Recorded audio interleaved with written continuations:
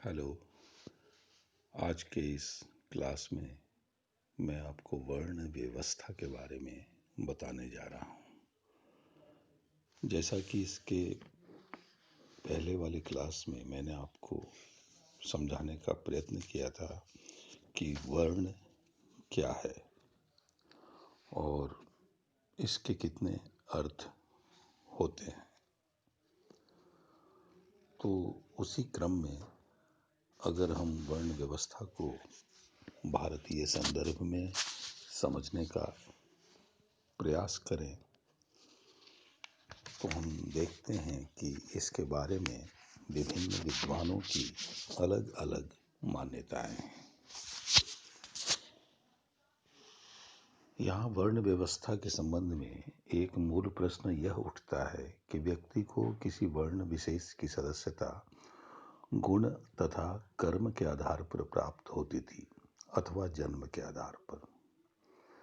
साधारणतः गुण तथा कर्म के आधार पर वर्ण का निर्धारण होता था, परंतु फिर भी इस संबंध में विद्वानों की अलग अलग राय है। वर्ण सदस्यता के आधार के संबंध में डॉक्टर राधाकृष्णन की मान्यता है कि यद्यपि इस व्यवस्था में आनुवांशिक क्षमताओं यानी कि जन्म का महत्व अवश्य था, परंतु फिर भी यह व्यवस्था प्रमुखतया गुण तथा कर्म पर आधारित थी।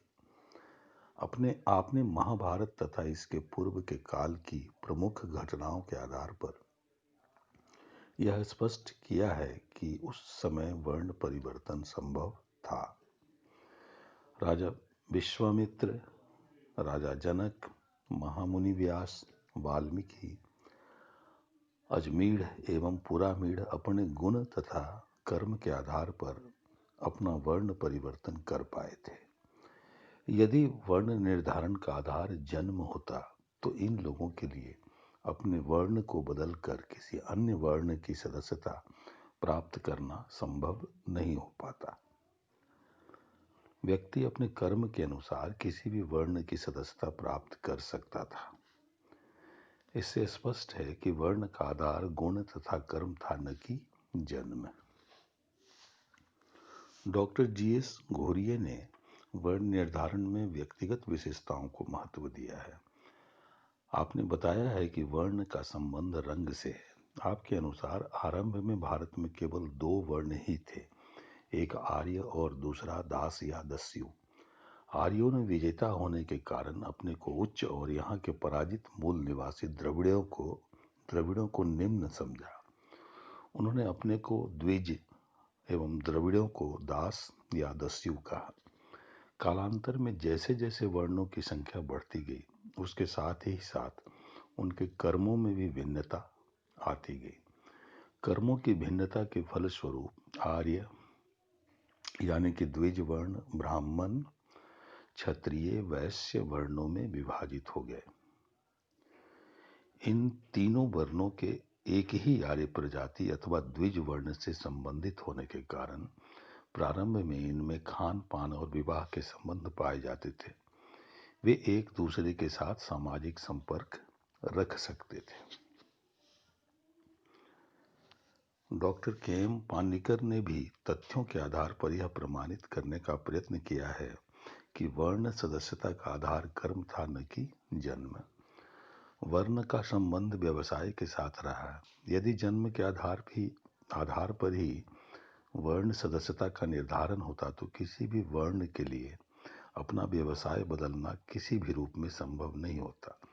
लेकिन प्राचीन ग्रंथों से यह प्रमाणित होता है कि ब्राह्मण धर्म कार्यों के संपादन और अध्ययन के अतिरिक्त औषधि, शस्त्र निर्माण और प्रशासन संबंधी कार्यों में भी लगे हुए थे। वैदिक साहित्य में भी कहीं भी ऐसा कोई उदाहरण नहीं मिलता जिसके आधार पर यह कहा जा सके कि लोगों के जन्म के आधार पर व्यवसाय को चुनना अनिवार्य था। महात्मा गांधी ने भी वर्ण का अर्थ रंग और व्यवसाय दोनों से ही लिया है। वे वर्ण को वंशानुक्रमण का नियम मानते हैं। उनका मत है कि एक व्यक्ति को अपने पिता से रंग एवं व्यवसाय दोनों ही वंशानुक्रमण में प्राप्त होते हैं। अतः वर्ण का आधार जन्म ही है। बसंत कुमार चट्टोपाध्याय भी वर्ण का आधार जन्म मानते हैं, न कि कर्म। यदि कर्म ही वर्ण का आधार होता तो द्रोणाचार्य ब्राह्मण न होकर क्षत्रिय होते, क्योंकि वे कर्म से क्षत्रिय थे, जन्म से ब्राह्मण थे। यहाँ हमें यह बात भली भांति समझ लेनी चाहिए कि वर्ण व्यवस्था कोई ईश्वरीय व्यवस्था नहीं, बल्कि पूर्णतः मानव रचित व्यवस्था है। विभिन्न तत्वों के आधार पर यह कहना उचित होगा कि यह व्यवस्था न तो पूर्णतया गुण और कर्म पर आधारित थी और न ही पूर्णतया जन्म पर। प्रारंभ में इस व्यवस्था का आधार गुण तथा कर्म था, लेकिन धीरे धीरे जन्म का महत्व बढ़ने लगा। समय के साथ साथ वर्ण व्यवसाय आनुवंशिक होते गए। व्यक्ति की सामाजिक स्थिति अपरिवर्तनीय होती गई और व्यवसाय की भिन्नता के कारण व्यक्तियों की स्वभावगत विशेषताएं भी बदलती गई। अब हम आगे विभिन्न वर्णों के कर्तव्य के बारे में चर्चा करेंगे। पहला है ब्राह्मण धर्म। ब्राह्मण का मुख्य धर्म इंद्रिय संयम का बताया गया है। मनुस्मृति के अनुसार वेदों का अनुशीलन यानी कि अभ्यास, तप, अध्ययन, अध्यापन एवं यज्ञों का संपादन ब्राह्मण के प्रमुख दायित्व हैं। ब्राह्मण के 6 कर्तव्य बताए गए हैं, जो इस प्रकार है: अध्ययन और अध्यापन, यज्ञ करना और यज्ञ कराना, दान देना और दान लेना। ब्राह्मणों को सौंपे गए इन सभी दायित्वों का संबंध सात्विक गुणों के साथ है और सात्विक गुणों को सर्वश्रेष्ठ माना गया है। यही कारण है कि ब्राह्मणों को समाज में सबसे उच्च स्थिति प्रदान की गई।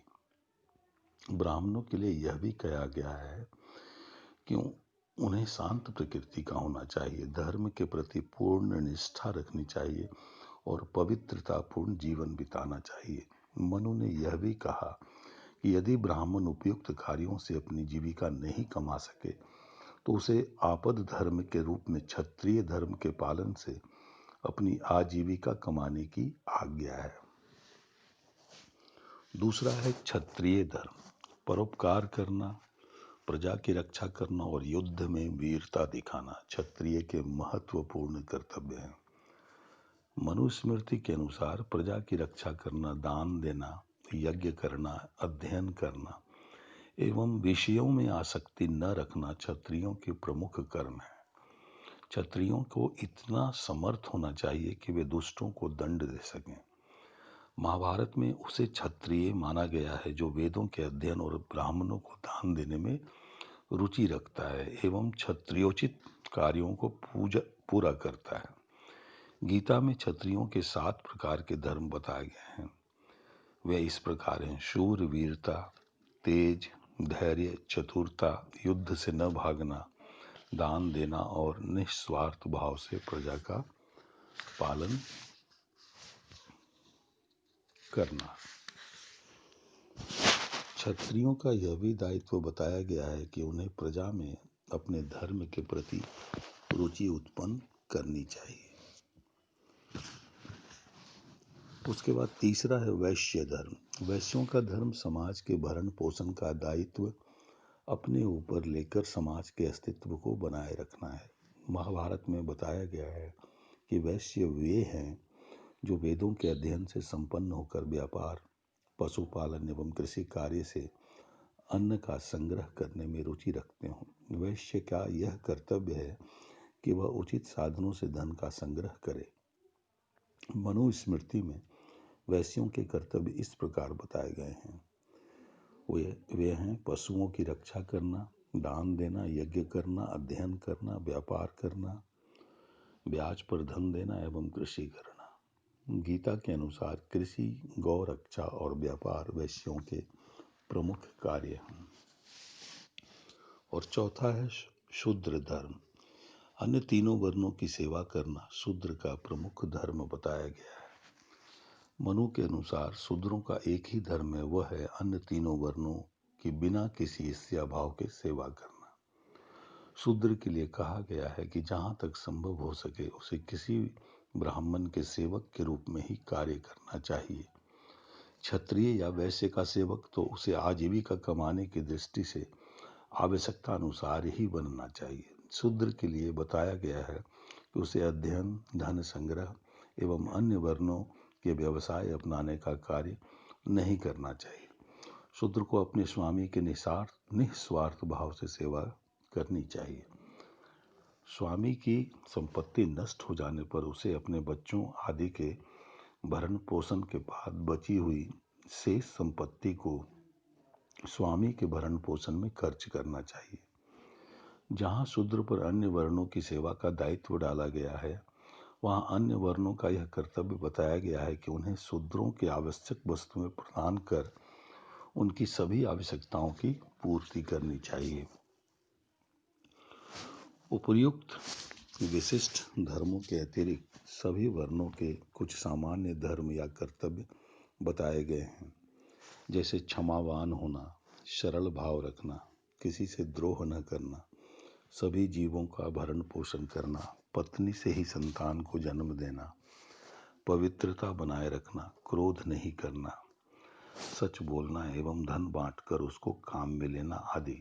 महाभारत में एक महत्वपूर्ण बात यह बताई गई है कि वर्णों का विभाजन उपयुक्त धर्मों के आधार पर किया गया है, न कि वर्ण के आधार पर उनके कर्म का निर्धारण। इससे स्पष्ट होता है कि वर्ण व्यवस्था गुण पर आधारित थी, न कि जन्म पर। तो इस प्रकार इस क्लास में आपने यह समझा कि वर्ण व्यवस्था क्या है और वर्ण व्यवस्था के बारे में भारत के विभिन्न विद्वानों की राय या मान्यता क्या है। साथ ही जो प्रमुख 4 वर्ण हैं, उन चारों वर्णों के क्या कर्तव्य बताए गए हैं, और यह भी कि वर्ण व्यवस्था गुण पर आधारित थी, न कि जन्म पर। आज के इस क्लास में इतना ही। धन्यवाद। थैंक्स।